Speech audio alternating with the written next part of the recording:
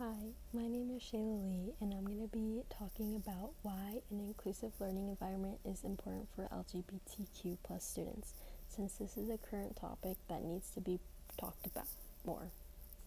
An overview of this topic is that having an inclusive environment for the LGBTQ plus students is very important for the students. This community of students have already gone through so much, and having a not inclusive environment can affect these students. In an NRP article written by Patty Naiman, they interviewed Megan Mooney, a psychologist who works with young people, and they said that returning to the family home can be traumatizing all over again. She says especially if parents or siblings reject them or are even hostile. And students' fellow classmates may even not be supportive. According to a Chalkbeat article, more than 80% of the LGBTQ students say they faced harassment or assault. I know so many people in the LGBTQ plus community whose parents and friends have not been the greatest towards them.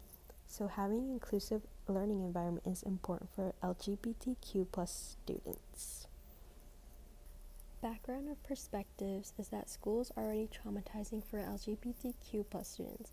In an NRP article written by Patty Naiman, they interviewed Megan Mooney, a psychologist, and they said that the vast majority of LGBTQ youth in high school experience name calling on a regular basis. The kinds of names I don't even like to repeat because they are so offensive. This should not be happening in schools, but it is. So having a safe and inclusive environment can make students feel wanted in school. With the continuation of how school can be traumatizing, there are many schools that are not really up to date on current issues and deny these LGBTQ students access to what they need to feel comfortable. For example, there are school policies that often prohibited the type of clothing they wanted to wear, the restroom they could use, athletic events they could take part in, as well as participation in special celebrations like prom with their partners. So having a classroom where these students can come in and feel comfortable is what an educator should be doing instead of making them feel uncomfortable.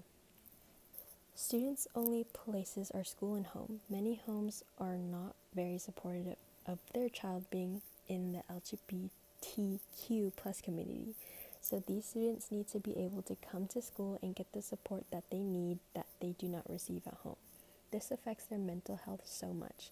In an NRP article written by Patty Naiman, they interviewed Megan Mooney, a psychologist. They said that LGBTQ young people have a high likelihood of having experienced a lot of trauma and stressful life events already. That means the impact of returning to an unsupportive home is dramatically magnified. So as educators, we should include LGBTQ plus students so they know that they are loved. An opposing viewpoint that I wrote about is that in a Washington Post written by Amber Phillips, they talk about a bill in Florida that was signed into law called the Parental Rights in Education Bill. Many people are calling this bill the Don't Say Gay law. This law prevents the talk about the LGBTQ plus community from kindergarten through third grade. Though this law is passed by the state of Florida, this can lead to the spread of that law throughout the country. This law is to reinforce the fundamental rights of parents to make decisions regarding their upbringing and control of their children. These parents want to be the ones making decisions for their children and not the schools or the teachers. This is a picture of the Parental Rights in Education bill being signed by Governor Ron DeSantis. My personal viewpoint on this issue is that I personally feel as though having an inclusive learning environment for the LGBTQ plus students can help so many students. There are suicide and crisis hotline calls that are now on a rapid rise at the Trevor Project, a large suicide prevention and crisis intervention organization for LGBTQ young people. CEO Amit Paley says that since the onset of COVID-19, the volume of youth reaching out to the Trevor Project's Crisis Services program has increased dramatically, at times spiking to more than double the volumes from earlier in 2020. So I feel as though having these students feel comfortable in your classroom is super important.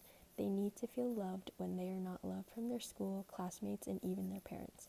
As a future educator, I need to make these students feel comfortable enough to come to me for anything. That is all I have, and here are the references.